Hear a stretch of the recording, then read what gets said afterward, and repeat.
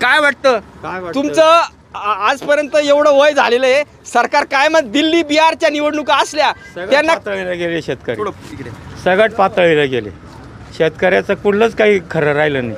फक्त आता औषधाची बाटली घेणे आणि पिणे एवढाच शिल्लक शेतकरी राहिला.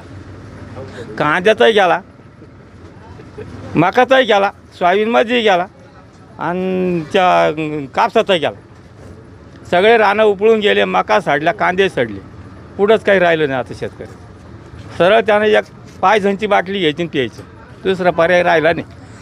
कर्जमाफीच्या बाबतीत देवेंद्र फडणवीस बोलले होते प्रचाराच्या दरम्यान का शेतकऱ्याचा सातबारा करूया कोरा कोरा, पण ते फसवता, खोटं बोलता आणि आता काहीच नाही. नाही, आता ते कर्ज आहे ना, ते असं वर्षापासून चाललं. ते कर्जाचं वर्षापासून फसवणूक चालू आहे, दुसरं काहीच चालू नाही. लाडक्या बहिणीला 1500 दिले आणि इकडे 1500 रुपये भाव वाढून दिले. प्रत्येक मालाचे बाजार याचे भाव वाढ. सोयाबीनच्या तेलाचं जे भाव आहे किलोला 150च्या आसपास सोयाबीनचं तेल गेले. सोयाबीन का बरं 3 आणि 4 हजार विकते? सोयाबीन कापूस पहा ना तुम्ही, 7,000वर येऊ राहिला आज 10 वर्षापासून. 7,000च्या आत कपडे तले कपड्यांची रेट तर भरपूर आहे. नाही, कापसाचे घर भरून पडेल मागल्या वर्षाचे अपेक्षामुळं. त्यांच्या नुकसानी झाल्या, काय कायचे फार आग लागली करायला. इतके कापसाची परिस्थिती अवघड झाली आणि गोडा तेल गेलं 150 रुपये. काय करायचं शेतकऱ्यांनी? देशातील लोकांना स्वस्त भेटलं पाहिजे आणि आपलं राजकारणाची दुकान चांगलं चाललं पाहिजे म्हणून शेतकऱ्याला पिळून हाणायचं. नाही, खरं आहे का?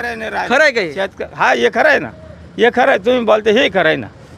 हो दादा 2 मिनटं. फडणवीस साहेब बोलले होते, त्यांनी मागं पण 1.5 लाखाच्या आत माफी दिली होती की शेतकऱ्याला सरसकट कर्ज माफ, आणि 1.5 लाखाच्या आत माफी केली, अटी लादल्या. त्यानंतर उद्धव ठाकरे साहेब म्हणत्या दसरा मेळाव्यामध्ये की आम्ही कर्जमुक्ती दिली. आता 1.5 लाखाच्या 2 लाखाच्या त्यांनी मर्यादा आखल्या, कर्जमुक्ती कसं काय भेटली मला सांगा जरा. कर्जमुक्ती काय त्यांनी फडणवीस साहेबांना काय सांगितलं? नुसतं आश्वासन फक्त नुसते फडणवीस साहेबचे. त्यांचं काय आहे, त्याच्यात निकष किती काढले त्यांनी? ते निकष लावल्यावर काय सरकार शेतकऱ्याला फायदे त्याचे किती शेतकऱ्याला भेटले?